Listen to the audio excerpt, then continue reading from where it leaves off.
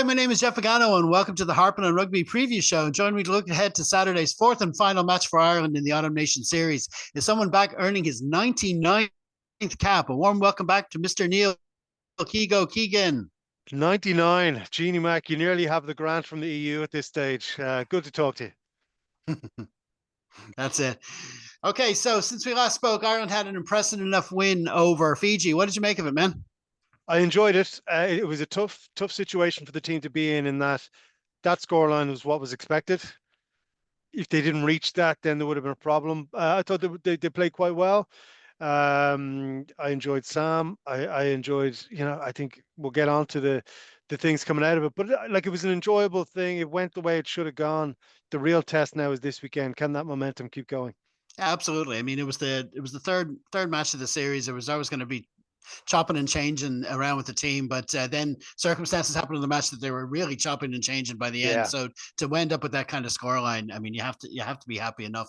Okay, so let's have a look at our feature match of this week, which is of course Ireland v Australia in Week 4, the 2024 Autumn Nation Series. This game is taking place at the Aviva Stadium on Saturday, November the 30th, kicking off at 3:10 p.m. TV coverage is on Virgin Media 1 and TNT Sports 1.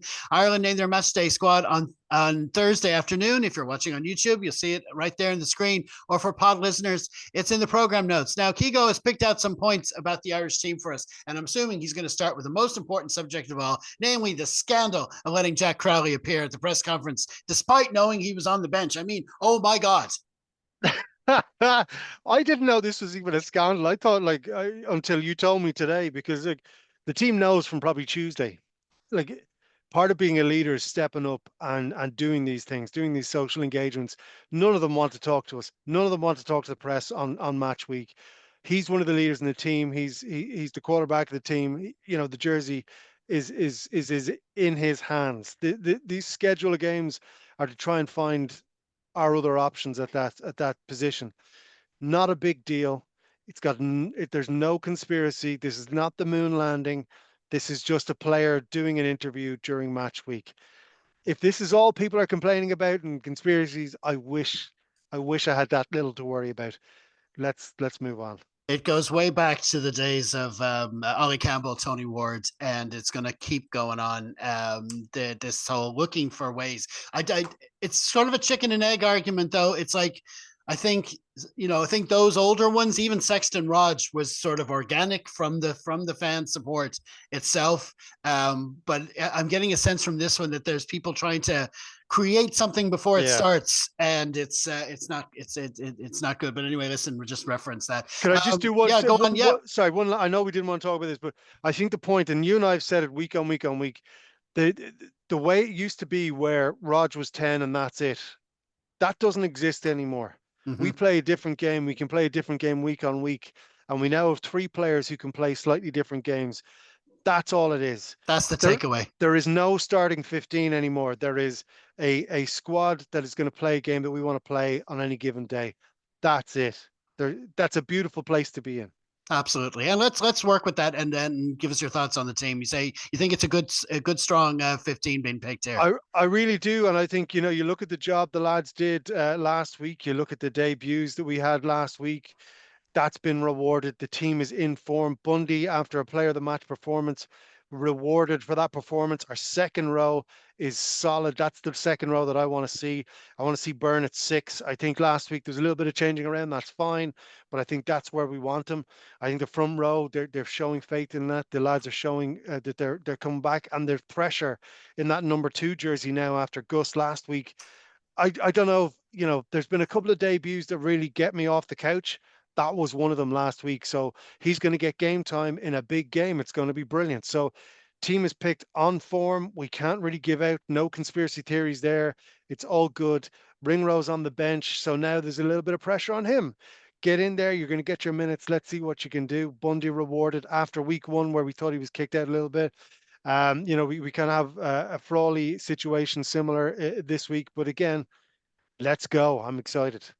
Yeah, I mean, this is a match being played outside the normal test window. We don't often do that. We usually let our Welsh friends do that every year, but this is a special occasion. It's 150 years since the first test Ireland Test game. They're putting on the pomp and circumstance for it, which is great. Actually a great New Jersey, I have to say. Yeah. Don't often say that about jerseys.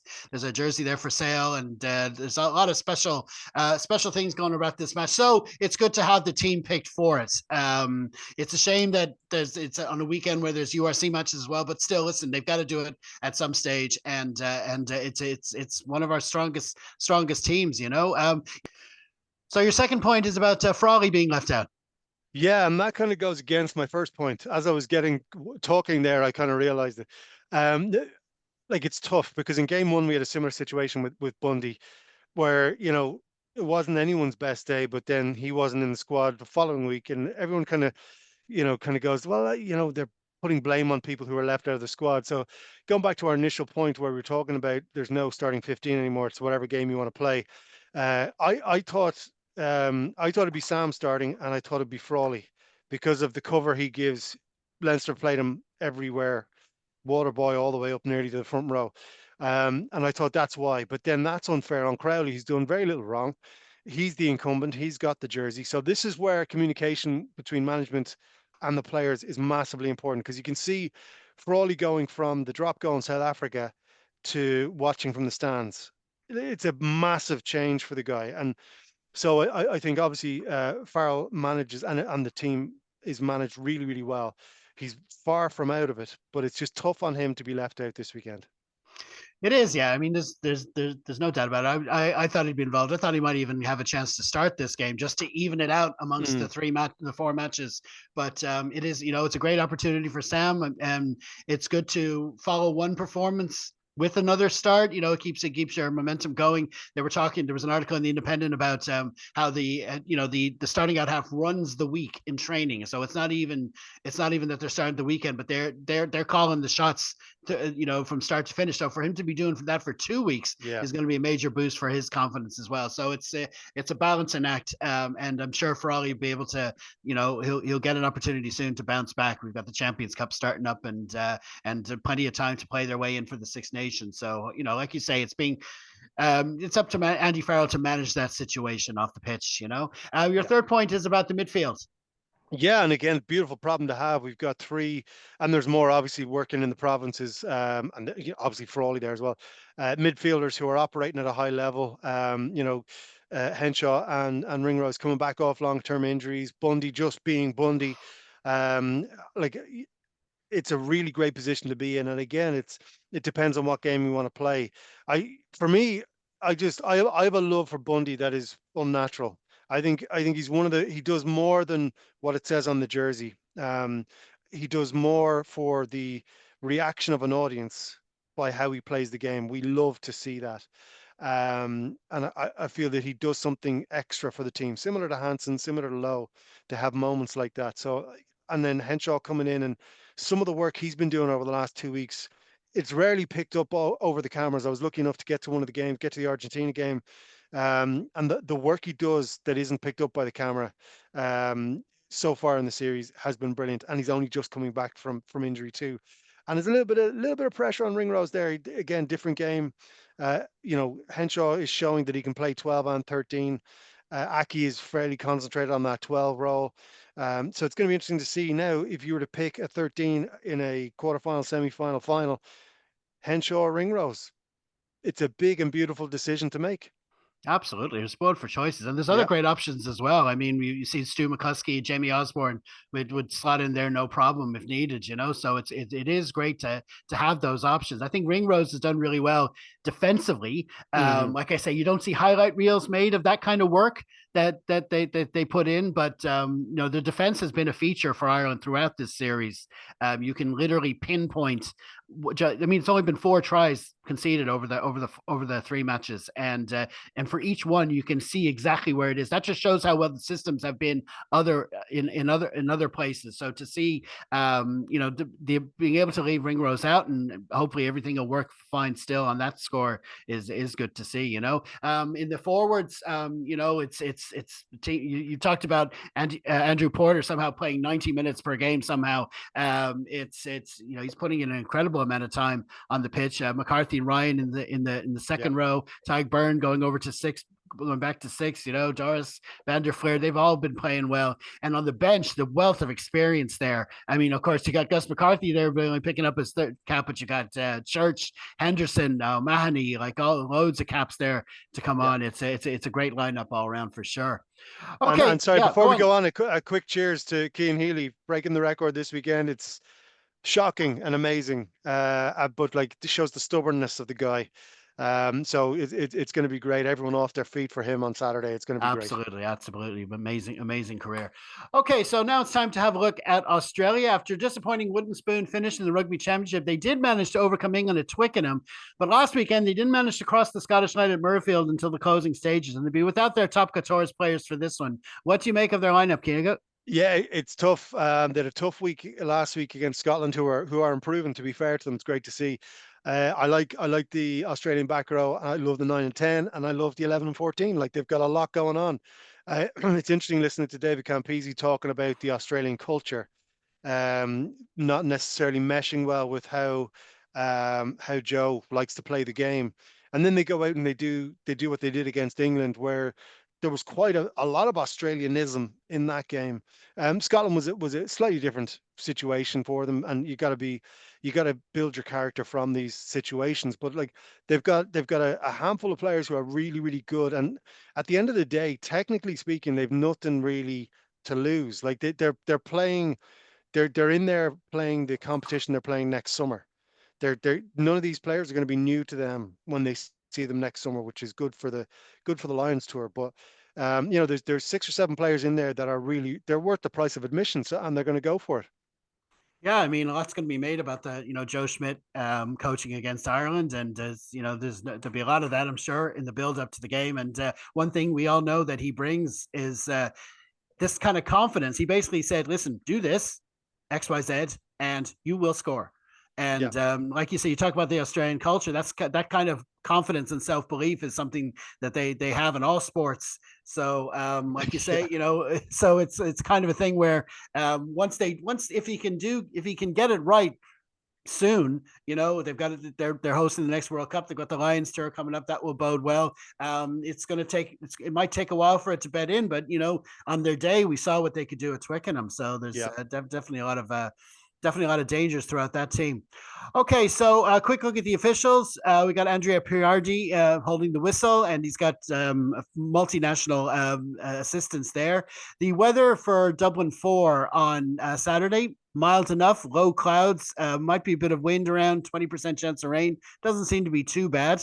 Now, normally at this stage of our previews, we look at the other matches, but this is the only one, the only test match this weekend. So it's not officially a test window, like I said. So instead, I'll ask you, what other nation has stood out for you most this November?